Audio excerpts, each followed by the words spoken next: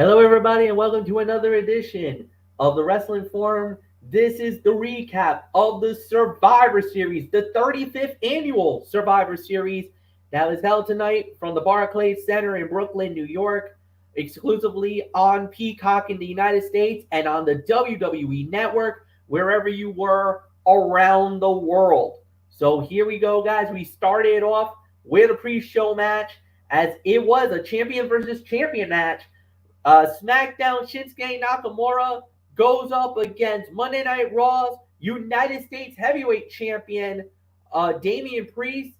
And when it was all said and done, the winner of the bout, 9 minutes and 25 seconds via disqualification, is Shinsuke Nakamura.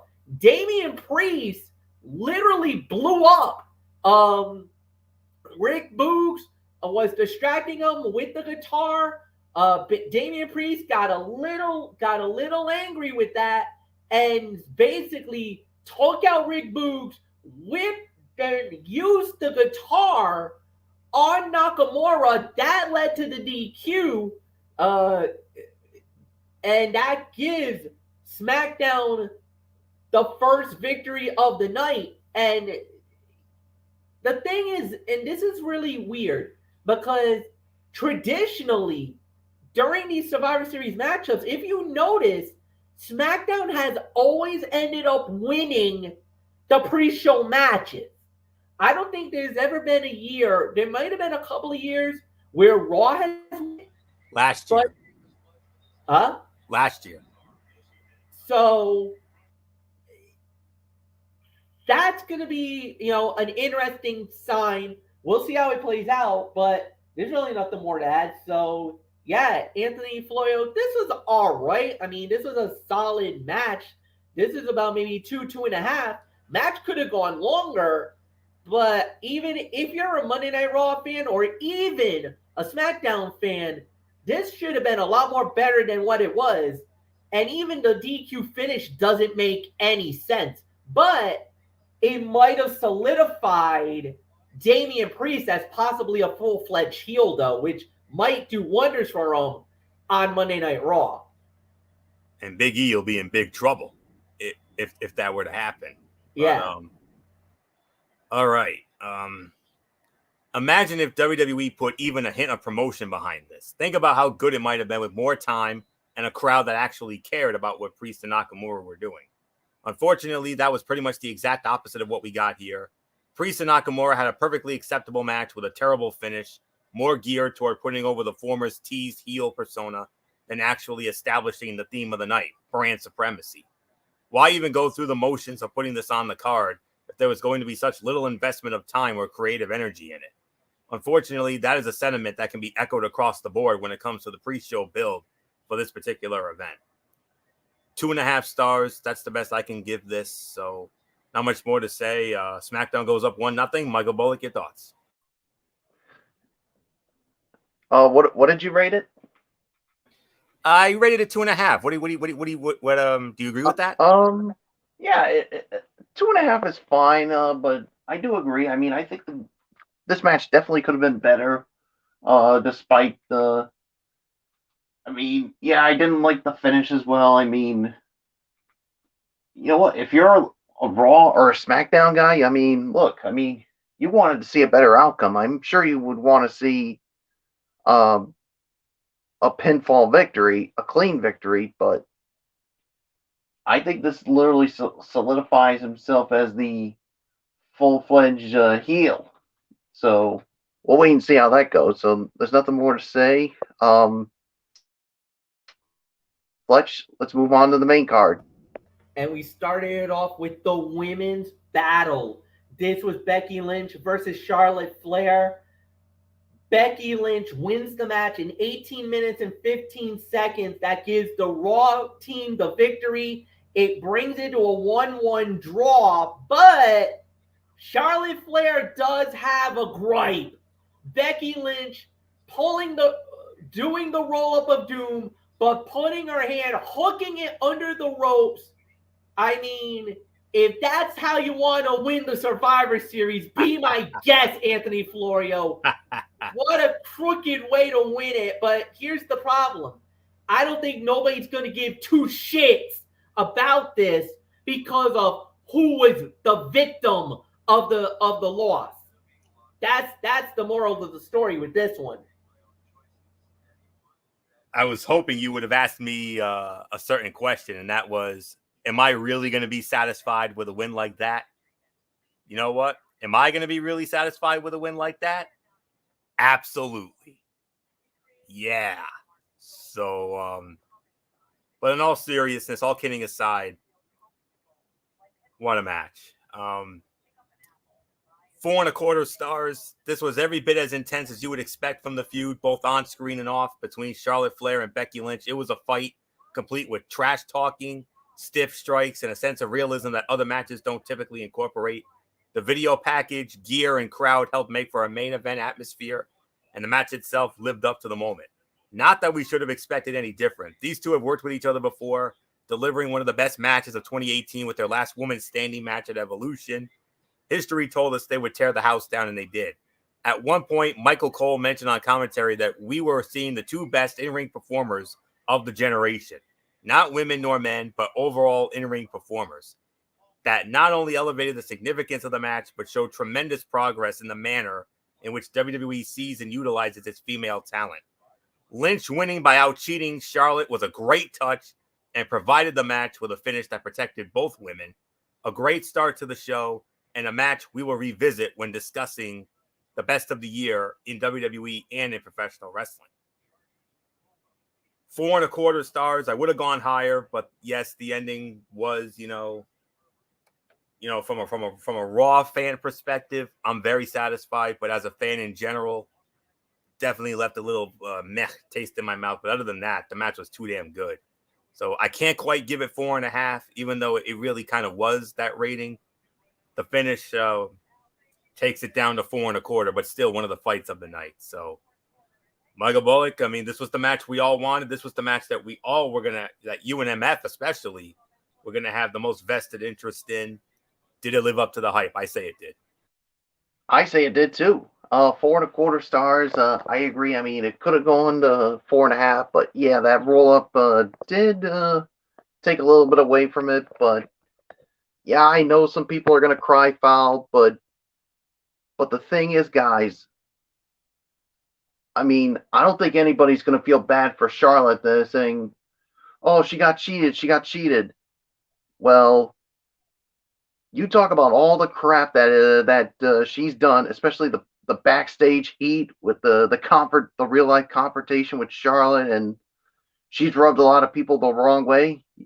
I think they'll say, you know what? Couldn't have happened to a nicer woman. I mean, if she wants to cry, let her cry, because nobody in this in the WWE universe, and I'm pretty sure even those in the back are not going to feel sorry for Charlotte that she got cheated. They'll say, you know what goes around comes around, bitch. And that's what happened. So to me, I say couldn't have happened to a nicer woman. So, but all kidding aside, I mean, yeah, this was a really good match, a good way to start off the show. I mean, yeah, there's really nothing more to say. Fletch, I mean, what do you think? Do you think it lived up to the hype? Oh yeah, it definitely lived up, and it was a great match. Incredible matchup, everything else. Now I kind of feel like the only way that you could have protected both women was with a screwy finish. It protects Becky Lynch because it does continue her heat, her heel run, everything else, being the opportunist and everything else. And for Charlotte, she can claim that, hey, you didn't beat me fair and square. You basically had to take a back door to win this match. So I can get why it protects both women in this instant, but this is the freaking Survivor Series. This is supposed to be a battle for brand supremacy. Don't you want to win it outright? Win a match clean? Everything else. I don't give a damn if it ends in a D.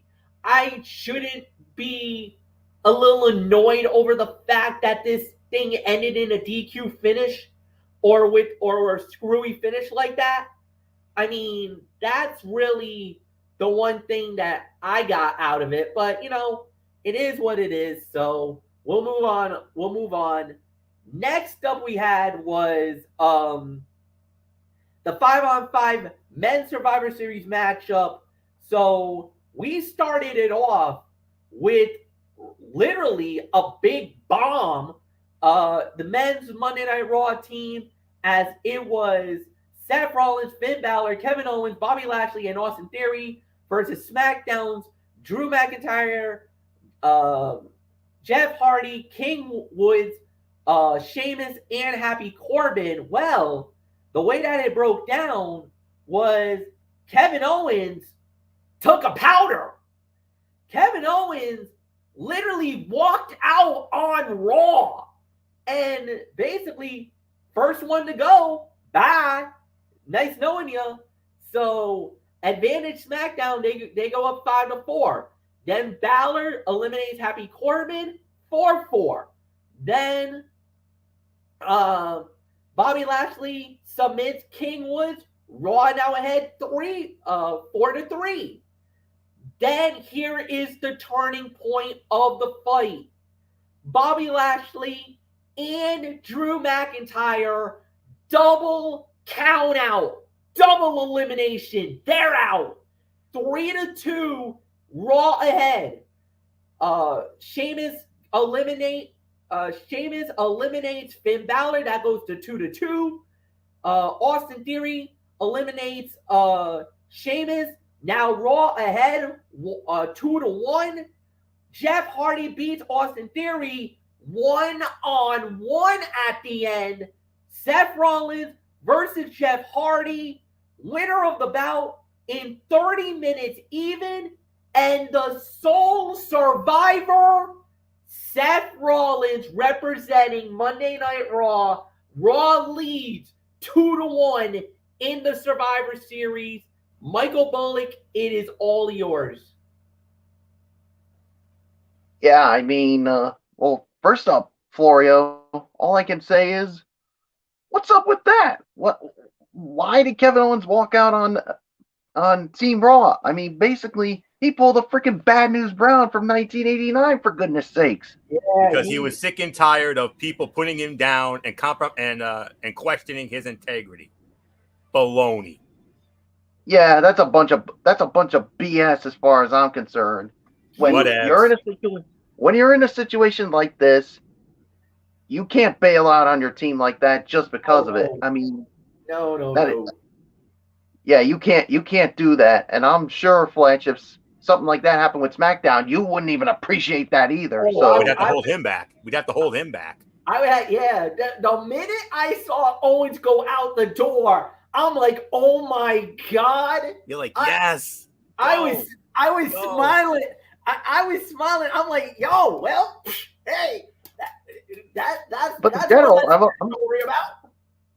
I'm sitting there like, what the heck are you doing, Kevin Owens? So much for you being a team player, you moron. I mean, you got to put aside your differences, but I guess with his ego, that's not possible. But anywho, I mean, I thought this was a fine match here. I mean, I'll give this about maybe 3.5 stars for this match here. I mean, basically, I still couldn't believe it with and when it came down to Rollins and Austin Theory, I mean, I was literally saying to myself, don't tell me they're going to put Austin Theory over as the sole survivor, because if that happens, I'm sure for Florio, this would be the one time he would not approve of him being the sole survivor. Are you kidding, Michael Bullock? He probably would have approved it because it would have meant Raw wins.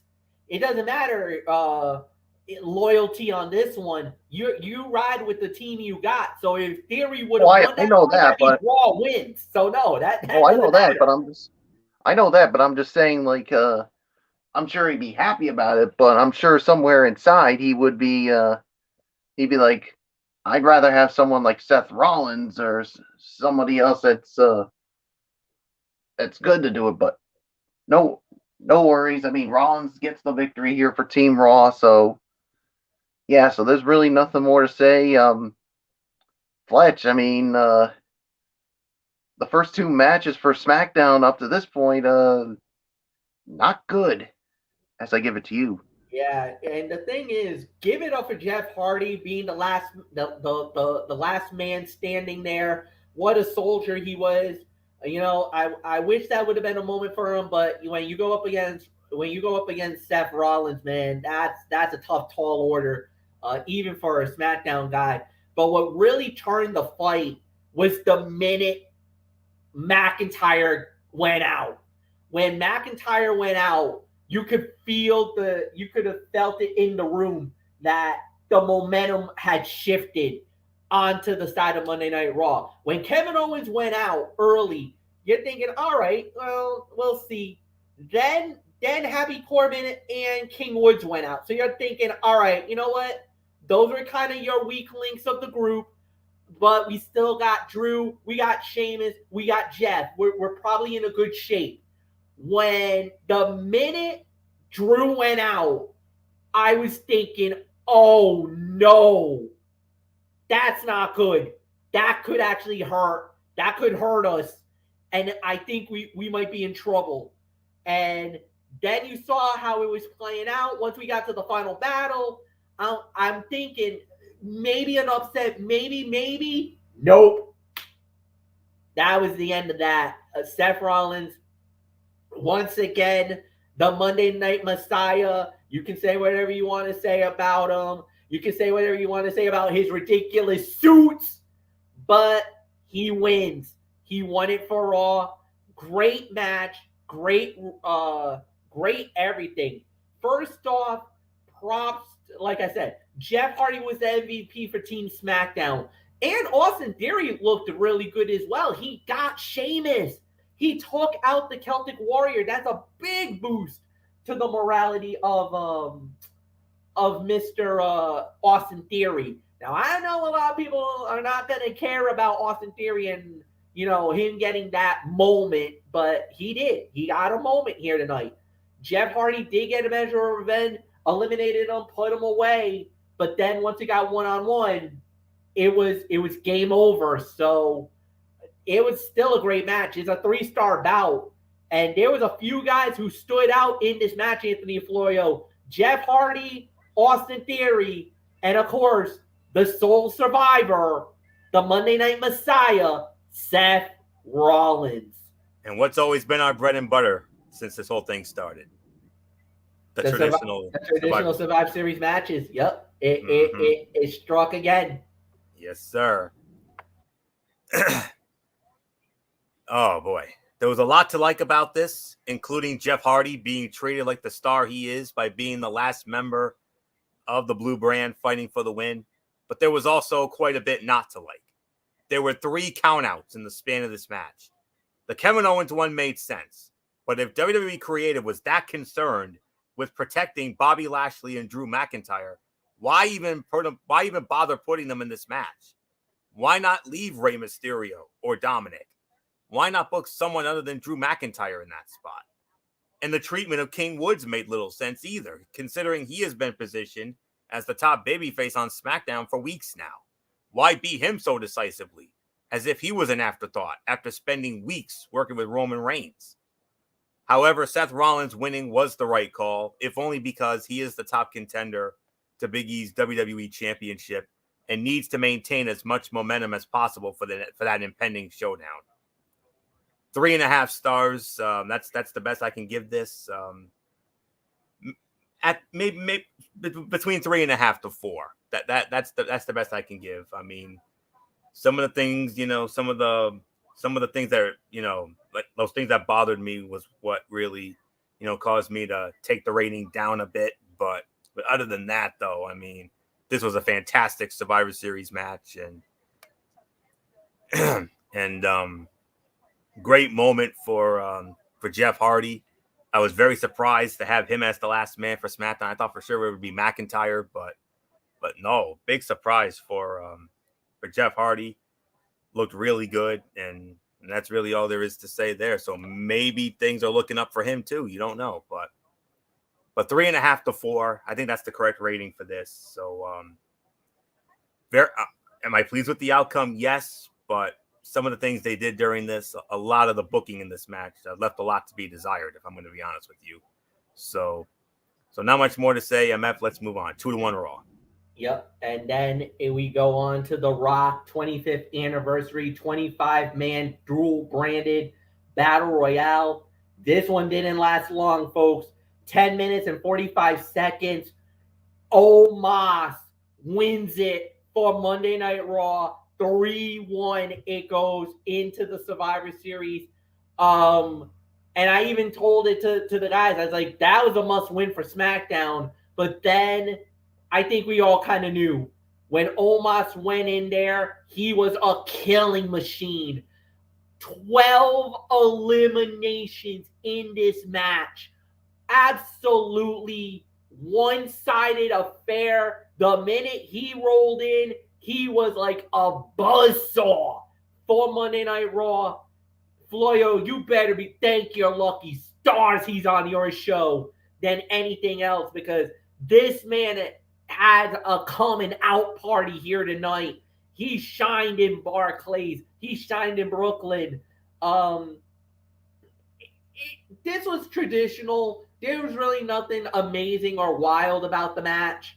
So, I mean, it was just him terrorizing the entire field. Now, there was some other here and there moments that looked really good, but I think the winner was never in doubt, and this was a huge win for Big Omos. Now he solidified himself as definitely a primetime player for Monday Night Raw.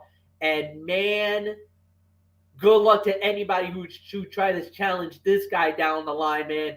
We might be looking at a future WWE champion in Big Omos if he's given the right tools and everything else down the line. He's got a great mentor in AJ Styles. So, Anthony Floyo, this is about maybe a 2.5-star match. Look, the outcome was never in doubt. No. When you have Big Omos in there, you knew the only thing I could have thought of was Sami Zayn try to weasel his way out, or that they do a gang attack and get Omos out of the match. But the minute that didn't work, or the minute they didn't even think about that, that was the ultimate downfall for everybody. Omos, last man standing, and wins it. And who had that one? Yep, you did. That's right. Friday night, I announced that this match was being booked, and who did I say was going to win? Omos. Yes, Omos. Surprised? Nope. Didn't think so. Battle Royals are rarely any good, and this wasn't any different. 2.5 stars. You could probably say by default this was the worst fight of the night. If there was a positive, it was the presentation of Omos. The creative team has repeatedly put him in a position to thrive, and the result has been a rare, inexperienced big man that has managed to get over with audiences by being a dominant force. He was every bit that force here, tallying the most eliminations, 12, and earning the biggest singles victory of his young career. He is likely to continue on as AJ Styles' tag team partner / bodyguard for the foreseeable future, but it is always reassuring when the company finds young talent it hopes to build around moving forward. There's no doubt he's gonna have gold around his waist soon enough. I mean, he's already been a Raw Tag Team Champion. Maybe he could have singles gold around his waist. Maybe he could be a future US champ. Maybe a future WWE champ within the next year or so down the line. But I'm not at all surprised with the outcome. I had this one, so by default, the worst fight of the night, 2.5 stars. Michael Bullock, I think it's about time we start putting some respect on Big Omos. Look what Omos did. 12 eliminations. He absolutely owned this battle royal. This was the Omos show here tonight. Oh, yeah. Omos definitely dominated this battle royal. I mean, like you said, the outcome was never in doubt. I mean, who knows? With this win here, it could mean bigger and better things for him. But we'll just have to wait and see on that. But 2.5 stars is my rating, so there's nothing else to say. Let's move on to the next match. Next up, we had was the Battle of the Tag Team Champions, RK Bro versus the Usos. RK Bro wins the match in 14 minutes and 50 seconds. With that victory, Monday Night Raw clinches the Survivor Series yet again. What was that? What was that? I don't need to tell you. You heard me, you little snaggy little son of a gun. I said it. Woo! So I think this is what, 3 years in a row for Raw now? That they've won Survivor Series, or is it 2 in a row? It's 2 in a row because of NXT. Because of NXT. Yup, NXT foiled you 1 year. And actually, technically, you could say that's the last time SmackDown has actually beaten Raw. Even though NXT won tonight, SmackDown came in second place. Raw was in dead last that night. True. So technically, you could say 2 years ago, SmackDown did beat Raw, even though NXT was the supreme victor. But this time around, Monday Night Raw does clinch it. RK Bro winning it, which I think we all were shocked. Major upset. But who did it to you? Who put the nail in SmackDown's coffin, MF? Your own boy, Randy Orton, stuck it to you. Yep. What do you make of that? You still love him? Hold up. Come on, Florio. Cool your jets. Don't get too braggadocious about it, because you don't want Fletch to go cerebral viper mode on you. No, it's all right. It's all right. He got a right to celebrate. That hurts. I'll say that hurt, man. Randy Orton, my own brother, man, and he did it to me, man. That's the one that's gonna bother me for the rest of the night. Is that Randy Orton stuck the dagger, but it happens. That was gonna be. I did not think that was gonna happen. I honestly thought the Usos were gonna win it because of Riddle, and it was Randy Orton, and he put out Jimmy Uso. If I'm correct, right? Jimmy was the one he put away. It's tough to tell them apart, but still, I'm pretty sure it was Jimmy, because Jay has gotten skyrocketed. And watch, I'll bet you anything, Roman is gonna rail because of this, because of him. I'm telling you, there's gonna be problems. Well, we'll find out exactly what happens come Friday night on SmackDown from a venue that is near and dear to your heart, MF, the Greensboro Coliseum in Greensboro, North Carolina. Yeah. ACC tournament country.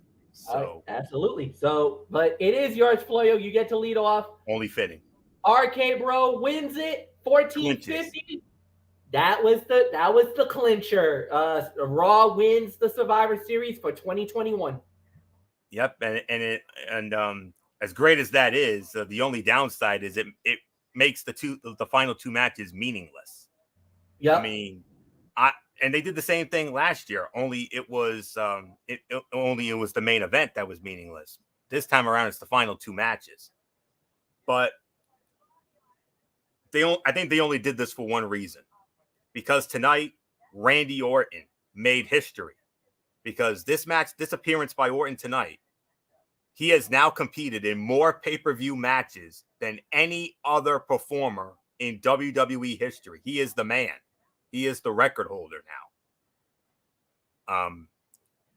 I'm gonna dish out my praise to the Viper in just a moment, but first the serious business. This was 3.5 to 3 3/4 of a star. Any match with this collection of talent is going to be excellent. Expectations were high, and the teams lived up to them. Thanks to strong work from Riddle and the sort of quiet consistency from the Usos that is easily overlooked. The star was clearly Randy Orton, who instantaneously ramped up the intensity upon his arrival. Raw winning the match ensured victory for the flagship show in this year's battle for brand supremacy, but the lack of attention paid to any sort of tally suggests that's not really at the forefront of this year's event. For Orton, the outcome represented a special win on what was a historic night for the third-generation star, whose career was defined early on by his success at the Survivor Series event. He has 5 victories in traditional Survivor Series elimination matches, including 3 in a row as the sole survivor. 2003, leading Eric Bischoff's team to victory over Stone Cold Steve Austin. 2004, leading his team to victory over Triple H's team to get his team control of Monday Night Raw for a whole month when Eric Bischoff took a vacay. And then, of course, the most special of all in the eyes of MF, 2005, when he led Team SmackDown to victory over Team Raw. That put SmackDown over the top that night in a small best-of-3 series, 2-1. And then 2008, he and Cody Rhodes were the sole survivors, and when he led his team to victory over Team Batista. And then the most recent, 2016, when he again led SmackDown to victory along with Bray Wyatt, the Wyatt family, in what I still consider the greatest traditional Survivor Series elimination match of all time. One of the very few I've given 5-star ratings to personally, even though not many people agree with that, but my opinion. But and 5 traditional Survivor wins. This win here tonight. He successfully defended the WWE Championship a couple times, and now I know many years ago I used to poo-poo on this guy. I used to say a lot of derogatory things about him, mainly because I felt he was the one that was personally holding Daniel Bryan back during the whole authority thing, the whole face of WWE. I crapped and poo-pooed all over this guy like you wouldn't believe. But tonight, I forgive him for all of that, because he's the one who single-handedly clinched the Survivor Series. The bragging rights go to Monday Night Raw one more time. I couldn't be any more delighted. And I am beyond grateful and thankful to have Randy Orton, the Viper, on my show, Monday Night Raw. And him, of all people, to put us over the top. I mean, I never thought he'd be the guy that would do it. I thought this was going to be a guaranteed win for the Usos, considering that they ride with Roman. I thought for sure the Usos were going to win this. We all did. But boy, howdy. I mean, beyond... but we overlooked the fact that this was Orton's historic night, and it should have been in the back of our minds. They're like, do you think they were going to really have Randy lose on such a historic night? They didn't. They gave him, he makes history, and they give him the win on top of it, thanks to a picture-perfect RKO out of nowhere. And 16 years after he put the dagger in Raw, I never thought 16 years later I'd be praising Randy Orton after I read him the Riot Act in 2005 and 5 years ago. But that was more Wyatt than anything else. But nonetheless, congratulations, Randy Orton, on a historic achievement. Well done, and thank you, sir, for putting the good guys on top one more time. So man, to stick it to MF and SmackDown. And we put SmackDown away, and we did it in grand style, putting away the best tag team in WWE today in the Usos. Say what you want, but wow, this was the most pleasant surprise. I honestly, I had the Stone Cold Steve Austin Royal Rumble 97 look on my face, but that was one of the rare times where I had that look in a good way. So, because I could not believe him of all people put Raw over the top. Hell of a job, Viper. Well done. Well done. So with that, Raw wins, guarantees victory in Survivor Series. The only downside, like I said, is it rendered the last 2 matches meaningless, but let's run with it anyway. So 3.5 to 3 3/4 of a star. Michael Bullock, there is no, without a doubt, this was without question the shocker of the night. RK Bro winning over the Usos, and Randy Orton scores the winning call for Team Raw on the night. He goes into the record books as having wrestled more pay-per-view matches than any performer in WWE history. What a night. Yeah, definitely. Congratulations to Randy Orton on that accomplishment. And yeah, say what you want about the guy. He you could say he's pretty much done it all in his career. So yeah, 3.5 stars. I do agree with this with the rating on it. I mean, yeah, this to me was indeed the shocker of the night. I mean, I thought for sure that the Usos were going to go over in this one, but no, they gave the victory to the RK Bro, and yeah, with that it clinches the victory for Raw. And like you said, the only downside of this match was because of Raw. The only downside with Raw winning, it just meant that the other matches were just pretty much meaningless. So that's the only downside of it, like you said. So there's really nothing more to say. So Fletch, I give it to you. Yeah, this was a really good matchup. This was about 3.5 to 3 3/4, no doubt about it. But like you said, it did render the match, the remaining match is senseless, useless in that say. So we're not going to add any more tallies. It is over. Raw did win, but we still had two more matches left to go. So we went on to the women's 5-on-5 Survivor Series match, and Team Raw wins that one.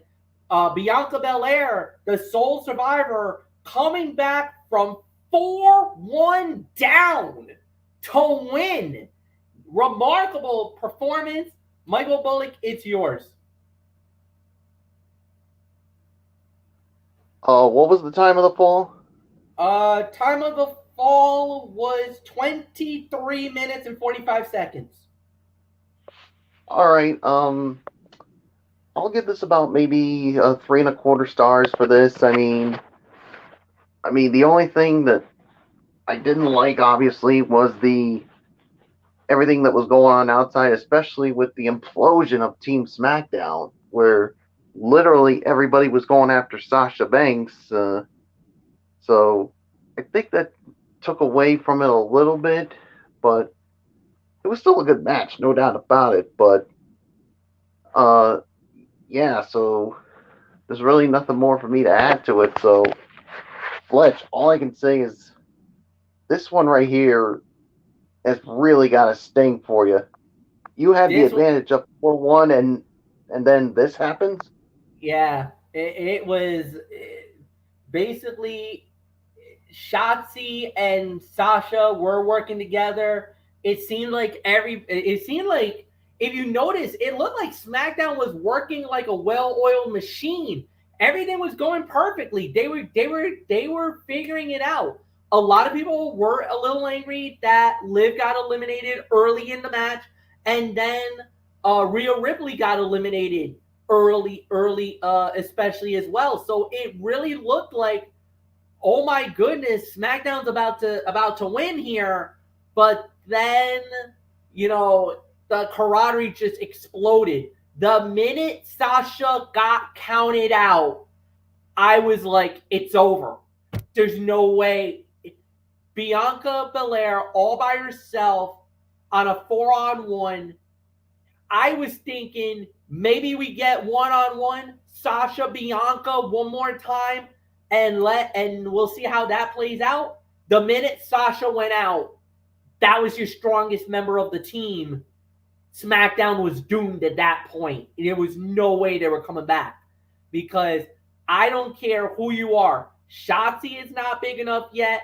Natalia is, she's been good, but not that big of a player. And Shayna Baszler, yeah, she's been a killing machine, but I'm not convinced about her either. Sasha was the best person you could have had if you were Team SmackDown. She was far and away the leader of the team, far and away the best person on the team. The minute she went out, I think Anthony Flair was thinking, we got this in the bag now. We got the EST. She could easily get through the final three to get to the win. When Sasha went out, the door opened, and sure enough, the EST was able to go right through it with no problems. So predictable ending, this really annoyed me at the end. This really annoyed me more than anything else. But at the end of the day, you know, SmackDown, their own egos got in the way on this one. Just like with the Raw team, how maybe the Kevin Owens thing kind of hurt them at the beginning, but they were able to rebound and win it. This one, the egos of SmackDown got in the way, and they imploded right before our very eyes, and the EST benefited from what could have been a surefire victory for SmackDown. They had it in the bucket, as we would say, and then it just fell apart. Everything fell apart. So Anthony Florio, the way maybe the outcome was never in doubt. The way it got there was pretty impressive, but you must have thought the minute Sasha went out, like, oh, we got this. Well, I'll be honest. I mean, I thought maybe it still could have gone either way, but then I think once it got to 2-1, then that's when I started to think. I think once it got down to 1-on-1, I'm like, we got this. I'm like, and then when Bianca hit the KOD, I'm like, oh my goodness, wow. It rates up there as one of the greatest comebacks in Survivor Series history. I probably would say this is the second greatest comeback. Forever the greatest was Razor Ramon in 1994. 5 against 1 down. And against Diesel, Shawn Michaels, Owen Hart, Jim Neidhart, and Jeff Jarrett. That was a 5-on-1. It took a Shawn and Diesel implosion for that to go down. And then Team SmackDown imploded, and that opened the door for the EST to come back from 4-1 down. The previous second greatest was Dolph Ziggler when he came back from 3-1 down to lead Team Cena to victory over Team Authority in 2014. The one that Bullock and I will never forget. But anyways, this was a nice spotlight for the sizable women's roster in WWE. Competitors who have either struggled for consistent television time or been de-emphasized of late had the opportunity to shine here. Flair is in neither of those categories, but she was the clear star, overcoming the 4-1 odds to win for her brand. The victory keeps her at the forefront despite being out of the title picture at the moment, and erases any doubt that she will wallow in mediocrity without gold to chase. She is still very much a valued member of the roster and one of the top stars in the women's division. That much was proved by the manner in which she overcame 4-on-1 odds to emerge victoriously. Sasha Banks earning the wrath of her teammates by being too self-absorbed as the leader of SmackDown, leading to her elimination, was a nice touch. Even though she's the de facto babyface in the feud with Shotzi, she is very much an egotistical character who would logically be unable to holster her own personal goals for the betterment of the team. It backfired on her and potentially cost the team as a whole. Shotzi was allowed to shine here, taking on a greater role than one may have imagined. This should really be the latest chapter in her rise up the ranks rather than the end. Hopefully WWE Creative sees it that way too. I probably would give this in excess of 3.5 to 3 3/4 of a star for this. So I think the men's match was a smidgen better, if I'm going to be honest with you. But EST, wow. And I know we're not keeping tallies, but at this point, Raw was just adding it on. It made it 5-1 at that point for Raw overall. So with that being said, MF, I believe we have the main event and SmackDown's last chance to avoid a main card clean sweep for the second time in 4 years. Yeah, and it was Roman Reigns going up against Big E, winner of the bout in 21 minutes and 50 seconds. Roman Reigns, the Tribal Chief, comes through for SmackDown. The official score to end it was 5-2 for Monday Night Raw, but this was really no satisfaction, no validation. This basically cements the place of Roman Reigns as the man, the Tribal Chief, the face of WWE. He cements himself as that, knocking off Big E, the WWE champion. These are the two biggest men on the roster when you're the world champion and the whole 9 yards. This man eliminated, basically took out Biggie, a very gamed Biggie. Biggie was amazing in this match. Coming out performance for Biggie, but when you get into the main event spotlight, that spotlight is a lot more bigger than you realize. Biggie does deliver, and he did play a big role and was amazing.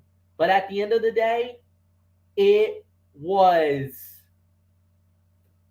it was Biggie. It was Roman. Roman Reigns wins it, saves SmackDown from completely getting obliterated. On almost an embarrassing sweep, like it happened a few years ago, where Raw swept the entire main card of Survivor Series. We almost had that happen again. Roman Reigns stopped the bleeding temporarily. Even though SmackDown lost all the remaining matches, the two men that can claim victory, Intercontinental Heavyweight Champion Shinsuke Nakamura, the Universal Champion Roman Reigns, both winning their matches. Everybody else ended up suffering a defeat here tonight on at the Survivor Series. So, Anthony, this was the most predictable outcome, but man, Big E, what a performance by your WWE champion. You got to be proud of your champion.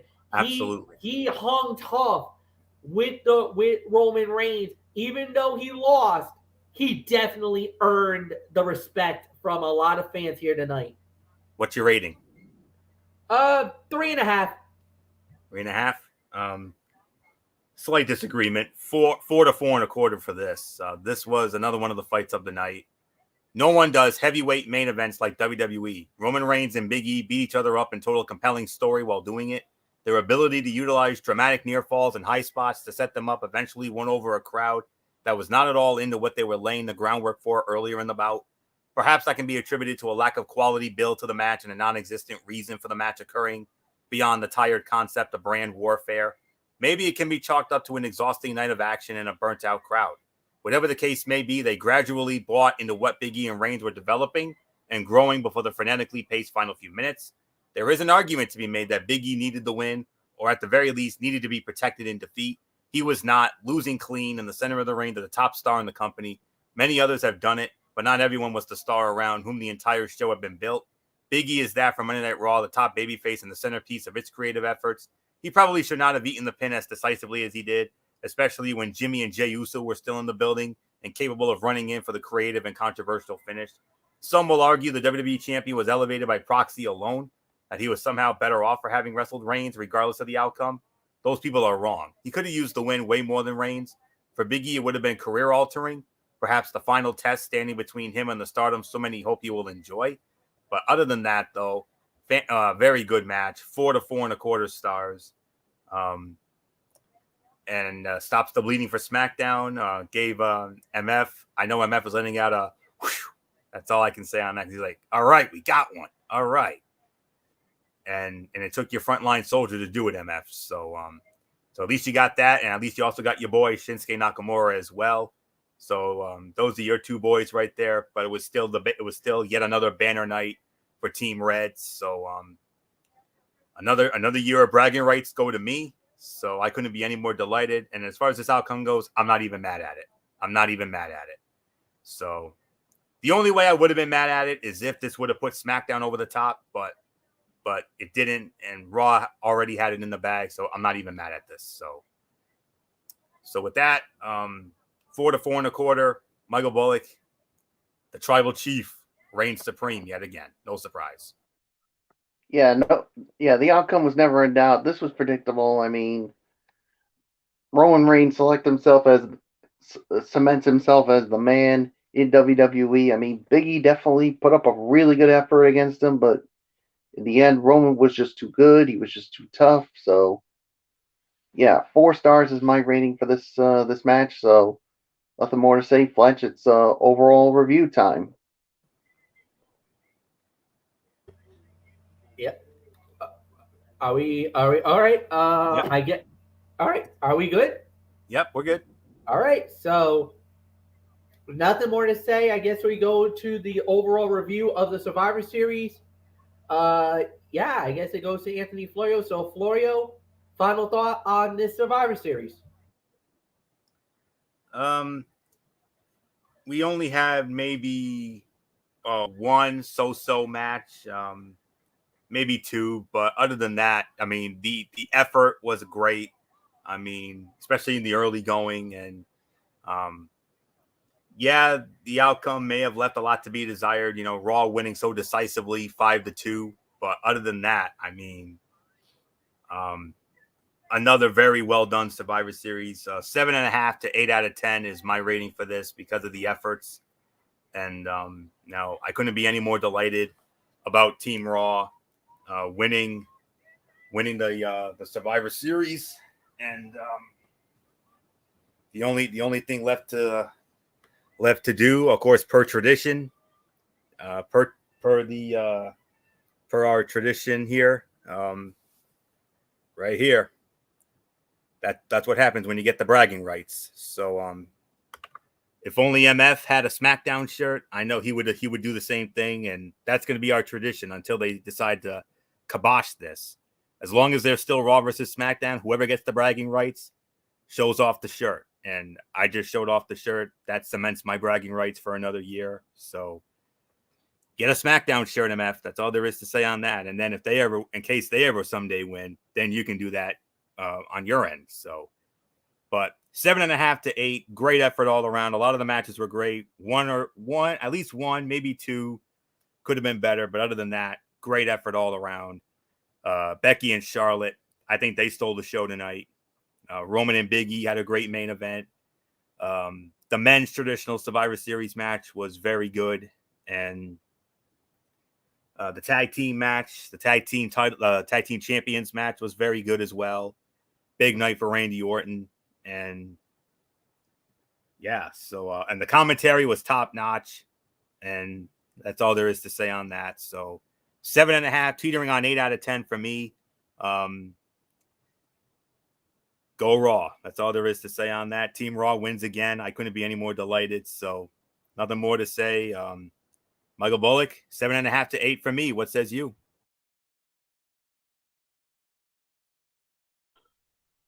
Yeah, 7.5 to 8 for me. I mean, like you said, you had only one, maybe so-so match. The others were good to solid to almost great, but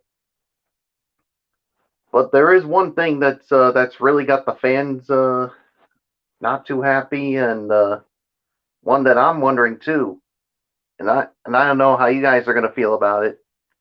Where the heck was The Rock? I mean, this was the Filming a movie, I'm 25th. sure.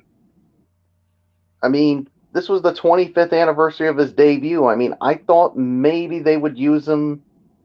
I mean, have him cut like a promo or something. I mean, at least have him involved just to honor the 25th anniversary of his debut. I They mean, were they were teasing it most of the night. If you remember, with that egg and everything else, that's supposed to be about his new movie that he did with Ryan Reynolds and Gal Gadot. And some people thought that that egg was gonna trigger possibly The Rock showing up tonight. So I don't know. I mean, that that could have well, been a sign, but if you were they never pulled the trigger on it. well, if he wasn't going to show up, then then don't freaking tease us with everything, because all you're going to do is get us all hyped and thinking, oh, The Rock's going to be here, and all of a sudden he doesn't show up, and it's going to leave a lot of people disappointed. I mean, that's my only gripe. I mean, with this, I mean, like I said again, if you weren't going to have The Rock show up, why even bother teasing us with all this? That's my only point. So 7.5 to 8, Fletch, it's yours. You're absolutely right. It was 7.5 out of 8. It was an excellent show. It was really good. I don't think there was really nothing more for us to add here. So we're gonna get on out of here. Tomorrow night, Ridiculously Raw, hosted by Anthony Florio. as we'll be recapping Monday Night Raw. He's got his Tony's Take, 205 Live, and Impact Wrestling. And I do believe there was a special show that went down this past weekend, Anthony. Yes. I'm going to do things a little bit differently because of time constraints. I'm going to put aside the Impact Wrestling and 205 Live review, and I'm going to solely focus on the Impact Wrestling Turning Point special that took place on the Impact Plus, a live show for a change. They're usually taped, but this was a live show. I'm going to give you my thoughts on all the action from that show. Some interesting and some very interesting developments came out of that. So that's all I can say on that. So the Raw fallout from Survivor Series, and in my special Tony's Take, it'll be the Turning Point review. The 205 and Impact reviews will be back on the next show. All right. And then Tuesday night, the traditional, what we have done for so many years, it's back. 10th annual. Yep, we're doing it 10 years in. This is our 10th year we're doing this. The Football Feast. Yes. College football, all the games on Thursday. Oh, well, not all the games, but we're going to do all the NFL games on Thursday. We got 3 of them. We're going to cover that. And, of course, college football. We got all the action. It's going to be fun, including the big one, the biggest of them all. Playoff implication, Big Ten implication. Oh, yeah. It is the war. Michigan, Ohio State, at the Big House, Ann Arbor. We're previewing it. We're going to preview it. Both teams, statement wins on Saturday. Michigan State had no answer for Ohio State, and Michigan did not look past Maryland. They were focused and lit them up like a Christmas tree. And now these two bulls are about to go at it. God, it's gonna be something to see that happen. Wednesday night, of course, Wednesday Night Mayhem. No show on Thursday because it's Thanksgiving. Cerebral Smack Talk on Friday. NFL Saturday. Man, it's gonna be a wild few days. So yeah, get ready, folks. It's gonna be a good week here on Strictly Sports Wrestling Forum and all the family of networks and shows that we got. It's gonna be wild. So for Anthony Floyo, for Michael Bullock, I'm Michael Fletcher. We'll see you guys tomorrow night. Thank you for watching this. Like the video, leave a comment at the bottom, share with all your friends on all the social media platforms around the world. And until then, have a good night, everybody. We'll see you tomorrow night for Ridiculously Raw.